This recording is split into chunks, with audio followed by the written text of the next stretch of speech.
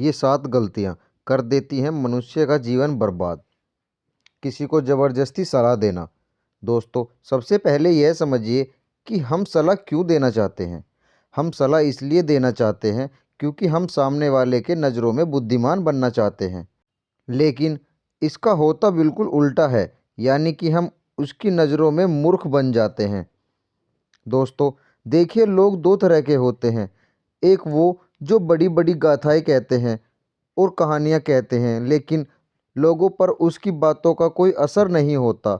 और दूसरे वो लोग जो केवल एक शब्द कहते हैं और लोगों का हृदय काँप उठता है। इसलिए ऐसे इंसान बनिए कि आपको एक-एक शब्द की कीमत हो। एक छोटी सी घटना से आपको समझाता हूँ। एक बार गौतम बुद्ध एक वन के रास्ते से गुजर रहे थे। तभी एक सन्यासी उन्हें देखता है और उनकी तरफ आकर्षित होता है। दोस्तों, बुद्ध की तरफ आकर्षित होना स्वाभाविक था और फिर वो व्यक्ति बुद्ध से पूछता है कि मुनिवर, क्या आप कोई देवता हैं? बुद्ध कहते हैं कि नहीं। फिर वह सन्यासी पूछता है कि फिर क्या आप साक्षात ईश्वर हैं? बुद्ध कहते हैं कि नहीं। फिर बुद्ध कहते हैं कि तुम्हारी ही तरह एक मनुष्य हूँ, बस फ़र्क सिर्फ इतना है कि मैं जाग गया हूँ और तुम अभी सोए हुए हो। फिर वो सन्यासी बुद्ध से कहता है कि आपके चेहरे के तेज को देखकर ही लगता है कि आप एक सिद्ध पुरुष हैं। इसलिए मैं ये जानना चाहता हूँ कि आपके गुरु कौन हैं और किसके मार्गदर्शन ने आपको एक सिद्ध पुरुष बनाया है। बुद्ध कहते हैं कि प्रारंभिक स्तर पर कई गुरु थे, लेकिन आत्मज्ञान के इस मार्ग पर मैं अकेला ही चला और मैंने सैकड़ों गलतियां करी। उसके बाद मैंने खुद से ही आत्मज्ञान प्राप्त किया। इतना सुनते ही वो सन्यासी आग बबूला हो जाता है और वो सन्यासी बुद्ध से कहता है कि अरे जाओ जाओ, मैंने तुम जैसे पाखंडी मैंने बहुत देखे हैं। तुम तो अपने गुरु से ही उन श्रेय छीन रहे हो। बुद्ध का उत्तर एकदम सही था, लेकिन उस व्यक्ति के भीतर बुद्ध का उत्तर गलत था। इसके बाद बुद्ध अपना एक शब्द भी उस व्यक्ति को समझाने के लिए खर्च नहीं करते हैं। आगे चलकर उसे पता भी लग जाता है, लेकिन उस समय बुद्ध अपनी ऊर्जा और समय को बर्बाद नहीं करते हैं। सूत्र यही है कि सलाह या ज्ञान उसी को दिए जिसे आवश्यकता हो। खुद को किसी वस्तु, व्यक्ति या स्थिति से बांध लेना। दोस्तों, ये जीवन 2 रास्तों पर आधारित है। पहला, या तो आप उन्नति करेंगे और फिर आप विनाश की ओर जाएंगे। तो एक बात निश्चित है कि अगर आप इस समय उन्नति नहीं कर रहे हैं तो आप विनाश की ओर हर क्षण बढ़ रहे हैं, चाहे आपको ये बात पता हो या ना पता हो। दोस्तों, लोग नशे को इसलिए नहीं जानते कि वह भविष्य में कितना विनाशक हो सकता है। इसलिए जो चीज़ें आपके भविष्य में बाधक हैं उन्हें धीरे धीरे करके ही सही, लेकिन त्यागना तो आज से ही शुरू कर दें। फिर आपका जीवन धीरे धीरे करके बदलना शुरू हो जाएगा। हर किसी की सलाह को गंभीरता से ना ले। दोस्तों, उसकी सलाह को गंभीरता से ना ले जो सलाह देने के लायक नहीं है। कैसे ये जाने कि कौन लायक है और कौन नहीं? ये बहुत आसान है। अगर कोई बुजुर्ग व्यक्ति है और उसका सब लोग आदर सम्मान करते हैं, सिर्फ इसलिए उसकी सलाह को गंभीरता से कभी मत लेना। बुजुर्ग सही सलाह देते हैं, लेकिन हर बार ये बात सत्य नहीं है।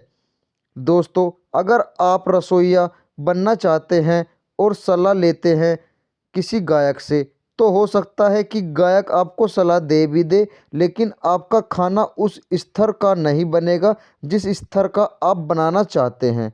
हर सलाह को अपने अनुभव की कसौटी पर खरा उतारें और बिना अनुभव करे किसी भी निष्कर्ष पर ना पहुँचे। इसलिए दोस्तों, हर किसी की सलाह को गंभीरता से ना ले। अपनी माँ का अपमान ना तो खुद करे और ना किसी को करने दे। यदि इस पूरे संसार में तुम्हें कोई निस्वार्थ भाव से प्रेम करता है तो वह है तुम्हारी अपनी माँ। दोस्तों, गौतम बुद्ध की माँ, जिनका नाम महामाया था, उन्होंने बुद्ध को जन्म देने के 7 दिन बाद ही अपना शरीर त्याग दिया था। उसके बाद बुद्ध की मौसी, जिनका नाम रानी प्रजापति था, उन्होंने ही बुद्ध को पाला था।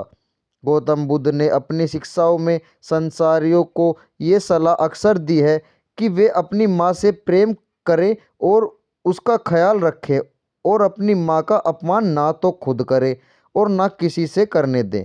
पर मनुष्य का स्वभाव देखो कैसा है, वो उससे प्रेम करता है जो उससे प्रेम नहीं करता है। दोस्तों, जिन्हें लगता है कि उनके पास जीवन में कुछ बड़ा करने की कोई बड़ी वजह नहीं है, तो आज मैं आपको एक बड़ी वजह दे देता हूँ। अपनी माँ के लिए कुछ बड़ा करो, उसे ऐसा जीवन दो जैसे कि हकदार है। दूसरे के बारे में सोचते रहना। दोस्तों, अगर आप ध्यान से अवलोकन करें तो आप पाएंगे कि आप पूरे दिन दूसरों के बारे में सोचते रहते हैं और फिर अंत में आपके हाथ में लगता है सिर्फ दुख।